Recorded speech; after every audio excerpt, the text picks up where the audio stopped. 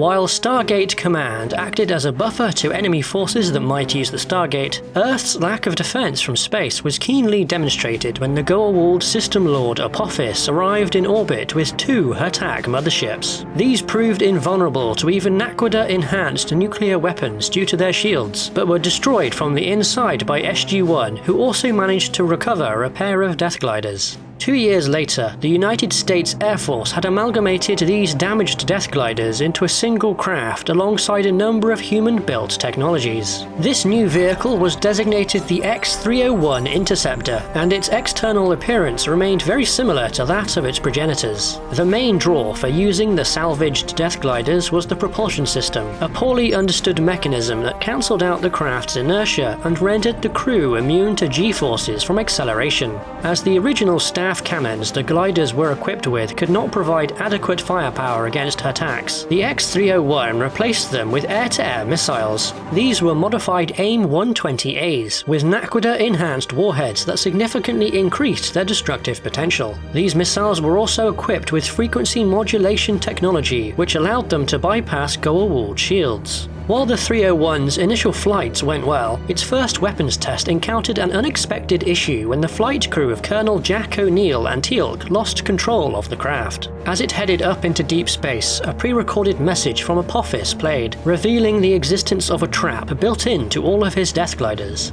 This trap was a device that recalled the glider back to Apophis's homeworld in the event that a Sholva, or traitor, was found to be flying it. As the death glider had no hyperspace generator, this was essentially a death sentence for the crew, giving them only the time that their life support could sustain them. As Earth had no other spacecraft that could retrieve the 301, a plan was formulated to try to slingshot it around Jupiter and back home by using the motors in the as-yet unused missiles. Unfortunately, they didn't generate enough change in velocity, leaving the craft on a trajectory that took it out of the solar system. Many hours later, while O'Neill and Teal'c were conserving what little oxygen they had left, rescue finally arrived in the form of a stolen Teltac. In order for the Teltac's ring transporter to retrieve them, they had to blow the canopy from the X-301 and push off into vacuum.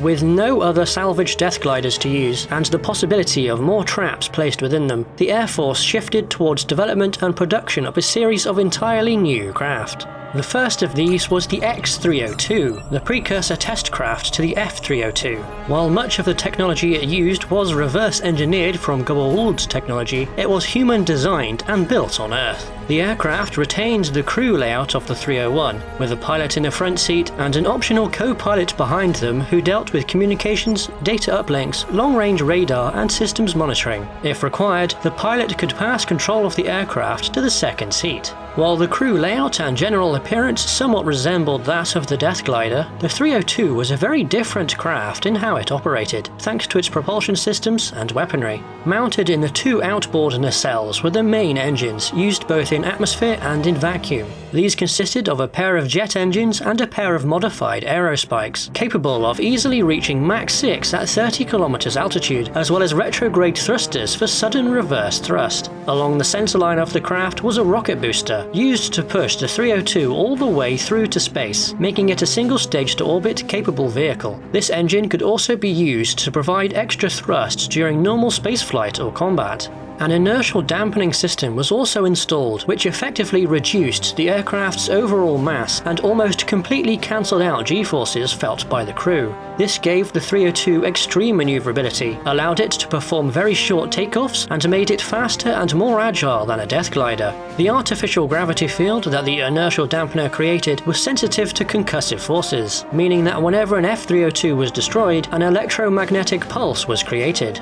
The 302's most unique feature, though, was its hyperspace window generator, something that not even death gliders had due to their small size. The only way such a small hyperdrive was possible was due to the use of Naquadria, a highly unstable radioactive isotope of Naquadah. Even a small amount of Naquadria was capable of outputting enormous amounts of energy, far in excess of what a similar amount of Naquadah could produce. It was this new power source that allowed the creation of a hyperdrive compact enough to fit onto a small craft, and it was hoped that the X-302 would be the first human vehicle capable of crossing interstellar distances. Unfortunately, the hyperspace window proved to be far too unstable for long-distance travel due to the instability of the quadria powering it. Very short-distance travel through hyperspace was still viable, however, and could be used to entirely bypass the shields of an enemy ship. This capability was used by Colonel O'Neill and Major Samantha Carter to disable the superweapon on the mothership of the System Lord Anubis, using the same Naquadah-enhanced air-to-air missiles the X-301 was equipped with. Unlike the 301, the 302 carried 4 of them on wing-mounted hardpoints. These proved to be exceptionally good in combat, capable of easily dispatching death gliders and could damage much larger ships. However, only being able to carry 4 missiles severely limited the combat endurance of the aircraft. This was rectified with the addition of nose-mounted railguns, which allowed 302 pilots to save their missiles for harder targets. On the underside of the craft was a small payload bay, which could be used for small satellite deployments, and a grapple hook docking system. With this, a 302 could securely attach itself to other vessels or objects, even as they travelled through hyperspace.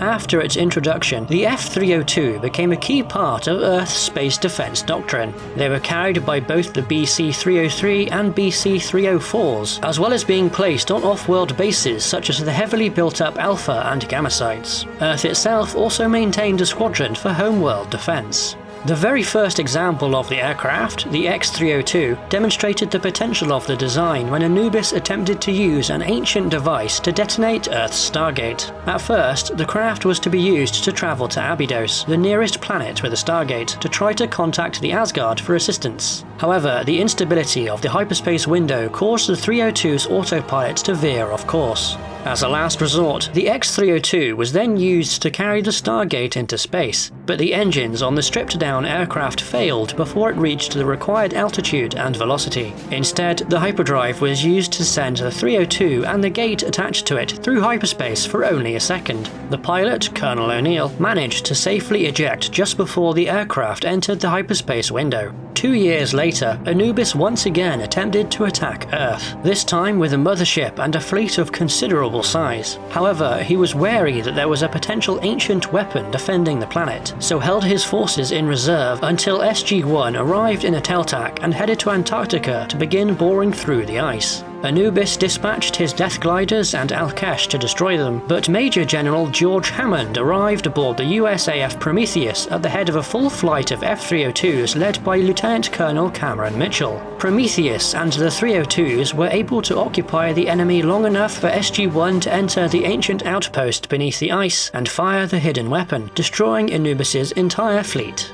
Ultimately, the process that began with the conversion of a pair of captured death gliders was highly successful. While it took many years to create and refine, the F-302 Fighter Interceptor repeatedly demonstrated that it not only matched its contemporaries, but exceeded them. Alongside the spacecraft that followed its creation, the aircraft became a powerful tool in the arsenal of the Tauri.